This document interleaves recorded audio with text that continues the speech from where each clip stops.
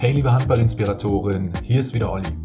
In der heutigen Folge machen wir dort weiter, wo wir beim letzten Mal aufgehört haben. Es geht um den drohenden Einläufer der SG Flensburg-Handewitt und die Möglichkeiten, die entstehen. Während beim letzten Mal der Außen immer zurückgelaufen ist in seine Ecke, gucken wir uns heute an, was passiert, wenn er tatsächlich einläuft. Viel Spaß bei Teil 2 des Taktikexpress. Bisher haben wir nur Szenen gesehen, in denen mit dem Einläufer gedroht wurde. Daraus entstehen ja schon eine Menge Varianten, aber was passiert erst, wenn der Außen plötzlich nicht in seine Ecke zurück, sondern tatsächlich einläuft? In dieser Szene ist Mindens Abwehr überrascht, weil die Zuordnung nun eine komplett neue ist. Der vierte Abwehrspieler ist so lange für Gottfriedson zuständig, bis der Einläufer an ihm vorbeigelaufen ist. Dann müsste der dritte Abwehrspieler übernehmen, der mit der neuen Spielsituation aber hier nicht rechnet und noch defensiv am 6 Meter steht. Flensburg entscheidet sich für ein Trickplay, denn der Linksaußen Wanne bekommt den Ball von Gottfriedson schnell und versteckt vor der Abwehr zurück. Der vierte Abwehrspieler hat aber aufgepasst, sodass Wanne ihn nicht überlaufen kann.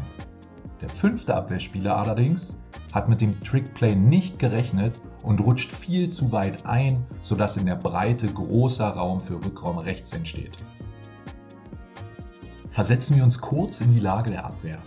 Wir wissen nicht, ob der Linksaußen einläuft oder nicht. Wenn er einläuft, müssen wir aufpassen, ob er den Ball bekommt oder nicht.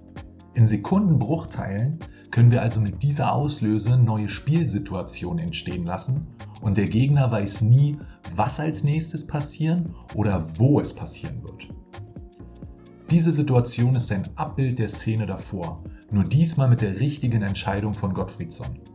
Er sieht nämlich, dass sich der vierte Abwehrspieler wieder auf Wanne konzentriert und sein unmittelbarer Gegner, der dritte Abwehrspieler, immer noch am Sechser steht. Der Flensburger entscheidet sich in dieser Situation richtigerweise für den Wurf. Er könnte allerdings auch mit seinem Kreis spielen, wenn es der dritte Abwehrspieler schafft, in eine bessere Position zu kommen. Gucken wir uns das Ganze auf der Taktiktafel an, um es genauer zu verstehen. Der Ablauf am Anfang bleibt der gleiche. Der Kreisläufer ist auf der Seite positioniert, von der der Einläufer kommen soll.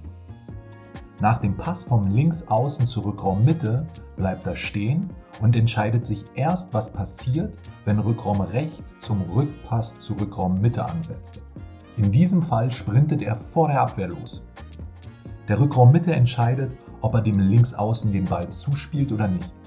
Wichtig ist, dass der Linksaußen dicht am Rückraummitte vorbeiläuft, damit die Abwehr erst spät sieht, wer den Ball tatsächlich hat. Bei der ersten Option erhält der Linksaußen den Ball vom Rückraummitte im Vollsprint und versucht, den vierten Abwehrspieler zu überlaufen und in die Lücke zu kommen. Schafft er das, entsteht eine 3-gegen-2-Situation, die im Parallelspiel gelöst werden kann.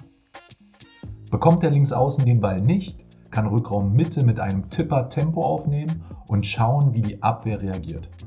Ich habe euch hier mal ein paar Optionen aufgezeigt, weil die Folgehandlung abhängig ist von der Reaktion der Abwehr. Im Video hat Gottfriedson die Lücke zwischen 3 und 4 genommen und geworfen. Wenn sich der dritte Abwehrspieler zu früh löst, ist Platz für den Kreis oder für einen Zweikampf. Kommt der vierte Abwehrspieler, lohnt es sich, zu Rückraum rechts zu spielen. Was auf jeden Fall bleibt, ist, dass die Abwehr vor eine schwere Aufgabe gestellt wird, weil sich extrem viele Handlungsoptionen ergeben, die sich in Sekundenbruchteilen wieder ändern können. In der letzten Szene sehen wir wieder, wie sich die Abwehr zwar auf die Auslöse vorbereitet hat, aber nicht alle Handlungsoptionen verteidigen kann. Die beiden Knotenpunkte habe ich euch markiert. In diesem Fall ergibt sich ein großer Raum für Goller am Kreis, der seinen Gegenspieler im Rücken hat und somit eine optimale Position einnimmt. Der drohende Einläufer von Flensburg ist eine sehr komplexe Auslösehandlung, die aber eine schier unendliche Anzahl an Handlungsmöglichkeiten mit sich bringt. Ich hoffe, du konntest in beiden Folgen gut verstehen, wie einzelne Abwehrspieler angegriffen werden können, bzw. aus der Eröffnung ein Trickplay entsteht. Wenn du noch Fragen, Anregungen oder Wünsche hast, dann schreib gerne in die Kommentare. Dir hat das Video gefallen? Dann komm mit auf Handball-Weltreise.